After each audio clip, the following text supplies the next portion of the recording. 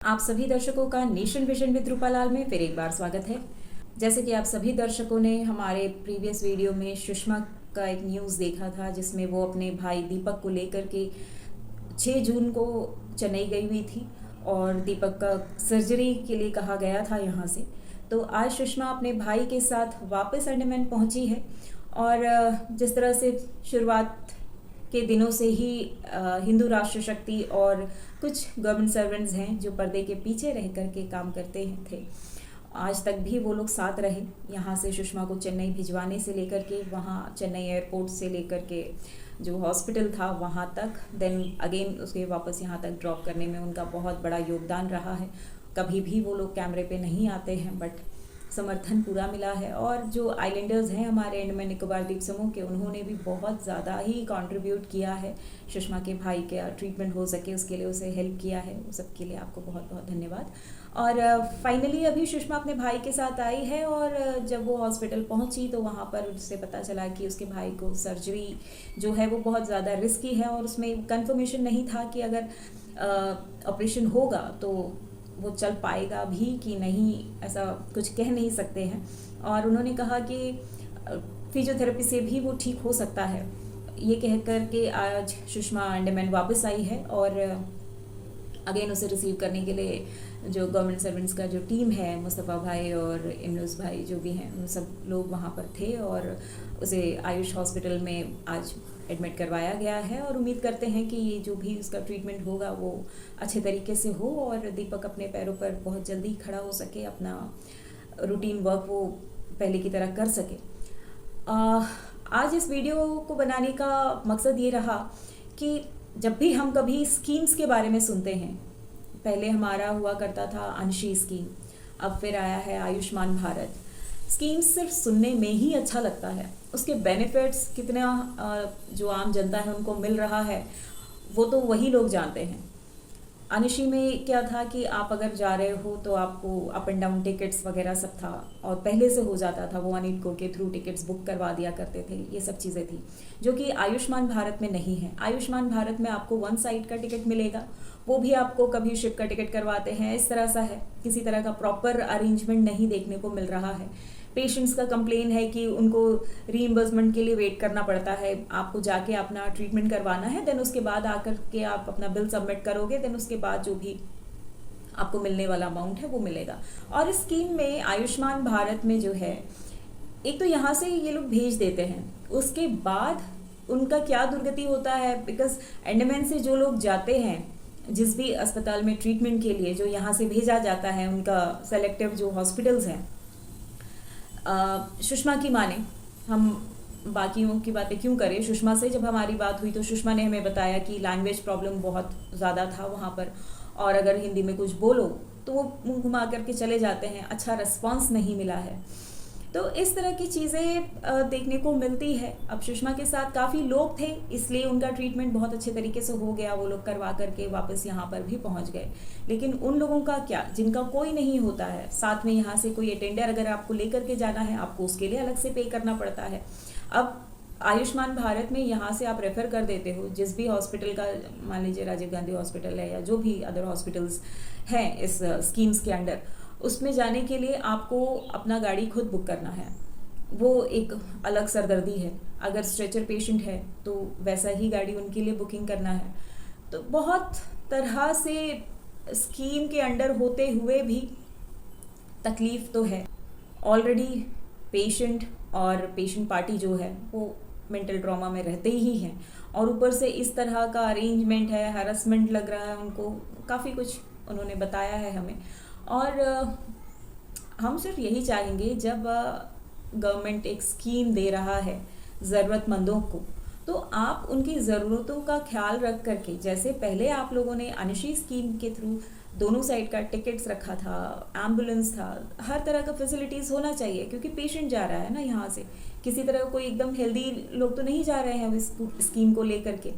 चलिए पहले हम आपको सुषमा ने क्या कहा और एचआरएस के जो हिंदू राष्ट्र शक्ति के राकेश्वर जी हैं जो पहले दिन से उनके साथ में थे वो क्या कहना चाह रहे हैं वो आप दर्शकों के साथ साझा करते हैं। अच्छा सुषमा, आप जब वहाँ पर गए तो यहाँ से जो भी मुस्तफ़ा भाई लोग की जो टीम है उन्होंने उनके तरफ से कोई लोग थे वहाँ पर आपके साथ में? हाँ आए थे, वहाँ से भैया लोग आए थे, एडमिशन सब कराए। उसके बाद भैया लोग को भी काम थे तो वो लोग भी चले गए। फिर वो लोग जाने के बाद और किसी को हैंडओवर करके गए। आते थे तकलीफ होने से फ़ोन करती थी तो आके तो मुझसे तमिल से बोलते थे तो हिंदी से हम लोग को बताते थे। और तो वहाँ थोड़ा मुश्किल हुआ लेकिन क्या करेगा। डॉक्टर्स का ट्रीटमेंट वगैरह सब सही था? ठीक था लेकिन क्या बोलेंगे, वहाँ ठीक भी था नहीं भी था, दोनों बोल सकती हूँ। क्यों, क्या हो गया, क्या लग रहा है? पुलिस से वहाँ पर एक तो भाई का ड्रेसिंग कुछ हुआ नहीं, एक दिन भी नहीं हुआ। टैबलेट देते थे और तो ऐसा कुछ हुआ नहीं है, बस वही बोल सकते। वहाँ पर एक तो तमिल बात करते हैं, हम लोग को बहुत मुश्किल होता है वहाँ पर। नहीं आने से मुंह घुमा के चले जाते हैं, हम लोग क्या कर सकते हैं और कुछ बोल भी नहीं सकते वहाँ पर। आज हमारे साथ में राकेश्वर जी हैं हिंदू राष्ट्र शक्ति से, चलिए उनसे भी दो शब्द सुनते हैं। राकेश्वर जी बताएं। हाँ मैडम, नमस्कार। नमस्कार।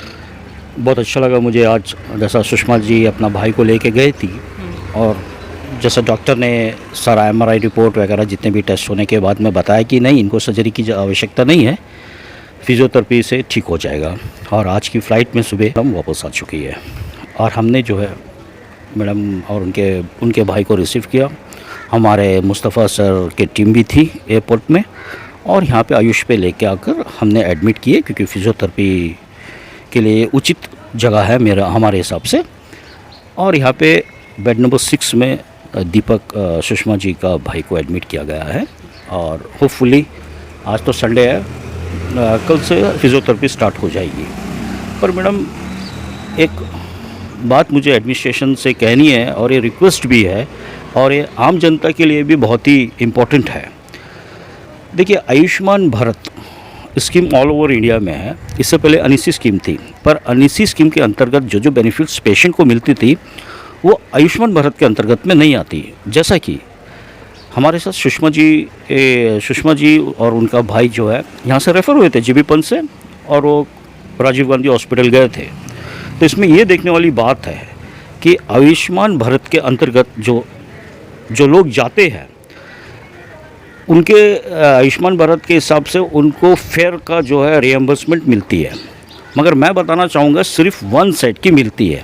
बोथ साइड, अगर आप चले गए और आप वहाँ ट्रीटमेंट करा के जब आप वापस आते हो और आप जब जमा करोगे तो सिर्फ वन साइड का आपको मिलेगा, अदर साइड आप वापस आने का आपको नहीं मिलेगी।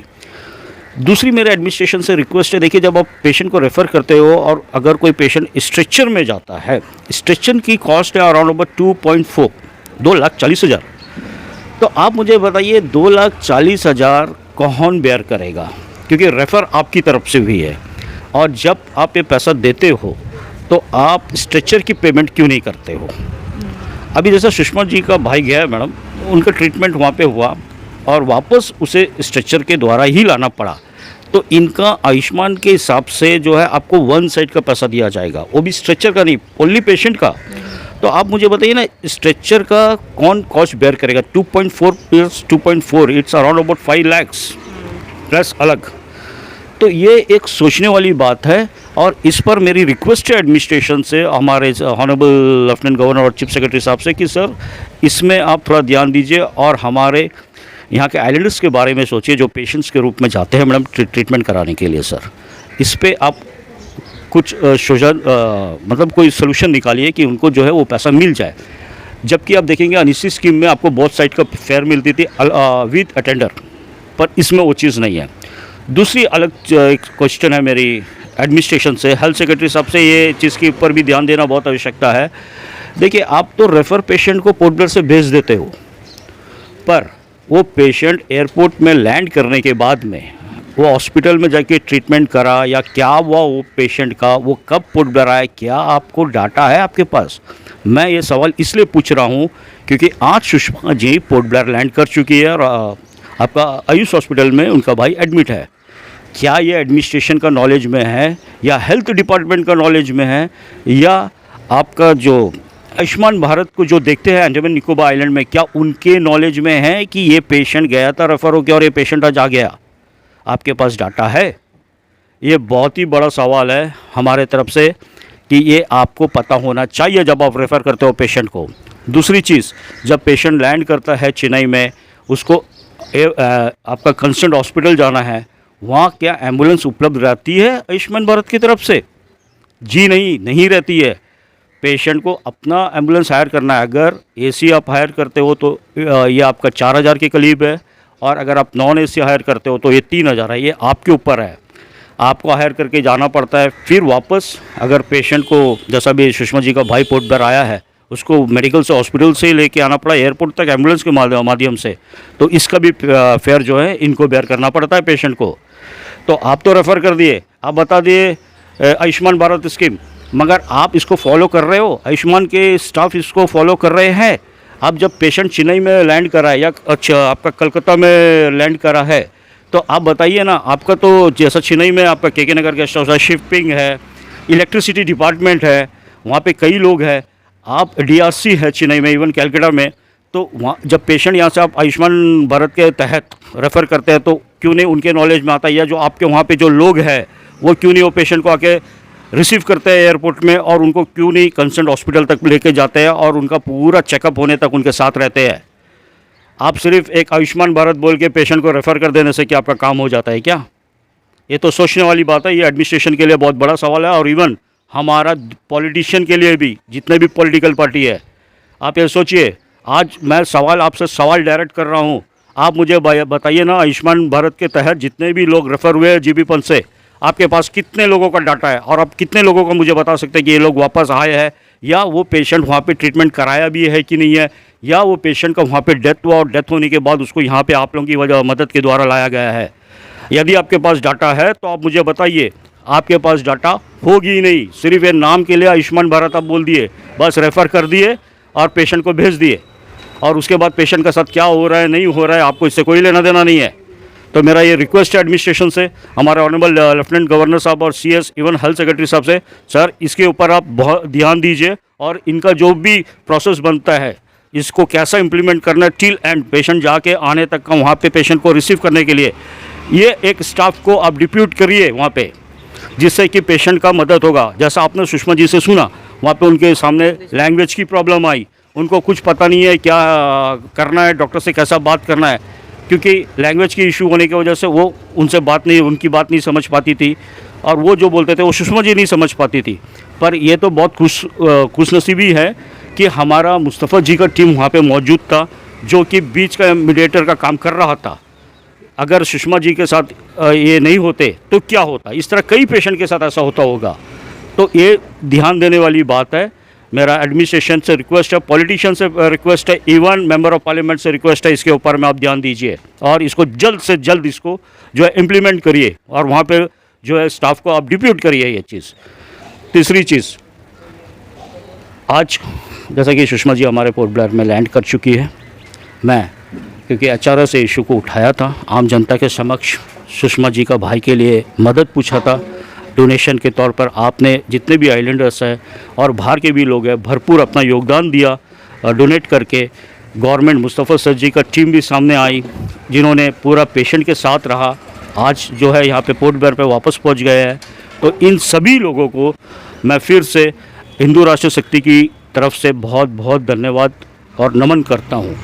जैसे कि आप सभी दर्शकों ने सुषमा को सुना, राकेश्वर जी को सुना, और किस तरह से सुषमा को जो भी प्रॉब्लम्स फेस करना पड़ा, लैंग्वेज इश्यूज़ थे, बट सुषमा के हेल्प के लिए लोग थे, इसलिए बहुत ज़्यादा दिक्कत नहीं हुई है। लेकिन सच बात कहा राकेश्वर जी ने कि जो लोग यहाँ से जाते हैं, जिनका कोई नहीं होता है वहाँ देखने के लिए, उनको बहुत कुछ झेलना पड़ता है।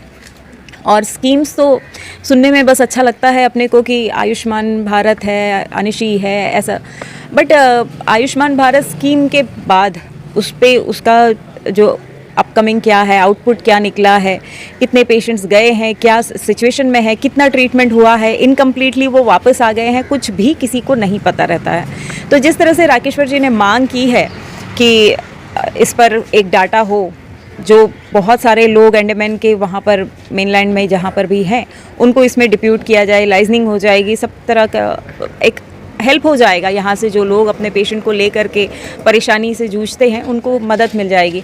तो उम्मीद करते हैं कि इस वीडियो के माध्यम से एडमिनिस्ट्रेशन तक ये मैसेज पहुँचेगा और इस पर किसी न किसी तरह का कोई ठोस कदम उठाएंगे और जो भी यहाँ के आइलैंडर्स हैं उनके बेनिफिट के लिए कुछ मदद हो सकेगी। आज के लिए इतना ही। आप सभी दर्शकों का बहुत बहुत धन्यवाद।